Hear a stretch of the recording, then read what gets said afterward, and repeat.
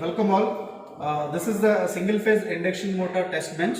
Here we are testing the performance of single phase induction motor, and we are drawing equivalent circuit for the single phase induction motor. So how the internal structure of the induction motor that will be there, that we are getting at external, and we are calculating all the parameters of the induction motor of stator as well as the rotor. And this entire test bench we have, and this is the nameplate detail of this induction motor. It stands for the power rating HP or kilowatt. We have a 2 HP or 1.5 kilowatt rating it will have, and the voltage is 230 volts, and maximum current, that can be supplied for this induction motor is 10.5, and the rated speed of the induction motor is 1440 rpm. So the objective of this induction motor, as already I told you, that to determine the equivalent circuit of the induction motor. That equivalent circuit model we have. So this is the equivalent circuit model, and this is complete equivalent circuit. This part is the stator part, the remaining part is called as a rotor part. So here we have R1, X1 for the stator. These two are the stator parameters, and this is the magnetizing parameter XM. This is also XM, magnetizing parameter. Here we have R2 dash. This is a rotor parameter. This is rotor resistance, and this is X2 dash. This is also a rotor parameter. This is we call as a rotor reactance. Similarly here R2 dash, X2 dash. So if you find all these values, R1, X1, XM, R2 dash, X2 dash, if you place those values in this circuit, so that will complete equivalent circuit of the single phase induction motor. So what this test is to be performed in the sense, here we are calculating all these parameters by conducting the two types of tests on the single phase induction motor. Let us coming to the first test is called as a no load test. In the no load test, we have the circuit setup is this one. The same circuit setup is needed to connect experimentally to get the values of the no load values. That's the no load test values. So now we have in this circuit, this is phase and neutral.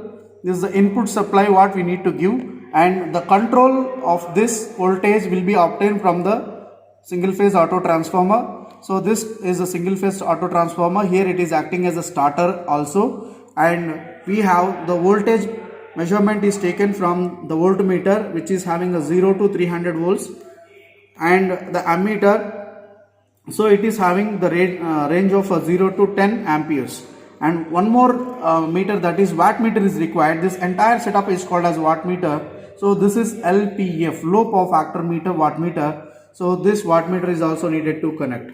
So this part is the single phase induction motor part. So whenever we are feeding this with the phase and neutral supply, it will run. So we need not to provide any connections here. This is already, it is internal connections.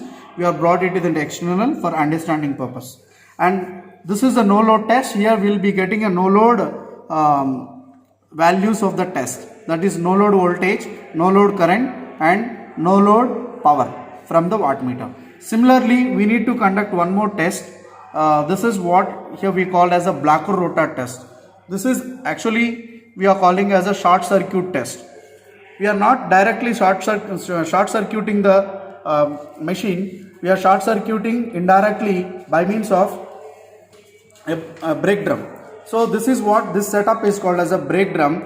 So here if you want to stop your machine, so blocker rotor test in the sense, we need to block the rotor under running, so that once it is blocked, means that it acts as a short circuit, hence we are calling as a short circuit test.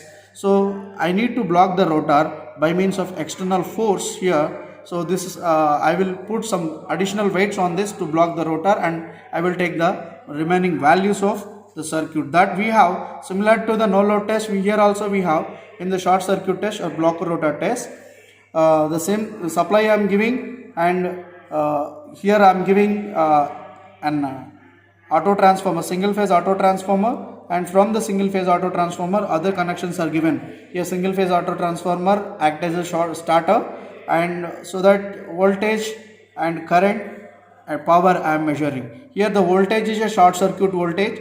we know that every time we'll be getting less voltage on the short circuit, so that the meter range is fallen compared to this no load test. Previously in no load test we have a 0 to 300 volts, but here it is 0 to 150 volts because short circuit voltage is less. And similarly you can observe the current rating. The current rating here, we are using ammeter for measuring the current. The current rating here 0 to 30 means that 0 to 30 amperes it is varied. The range of the meter I chosen like this because in short circuit we will get more current, hence I am taking a large rating meter. Previously we have 0 to 10 amperes. This is an open circuit test, or we can say that's no load test. Less current will come. And here it is a unity power factor meter, watt meter. Previously it is LPF, low power factor meter, watt meter. Under no load the power factor is very low, hence we are using a low power factor meter, watt meter. This is short circuit test. This is called as a full load test. Hence we are using high power factor meter. That is what high power factor in the sense unity power factor. So UPF, unity power factor meter we are using. So these two tests we need to conduct. So from these two tests we need to measure the voltage, current and power in the no load test. Here also voltage, current, power in the block rotor test. So after getting these values, we have some formulas to obtain the values of equivalent circuit parameters. So that parameters we calculate based on these values. So we will do that in the experiment and we will proceed. And one must remember that here while conducting the no load test, so we need to apply the input voltage as a rated voltage. So we must remember, this is first note. The next note is while we are conducting the block rotor test, we need to apply the rated current to the motor. So two things are there. As you see on the nameplates, here rated voltage is 230 volts and rated current is 10.5 amperes. The first thing we need to apply 230 volts for the no load test, and we need to measure the voltage, current and power.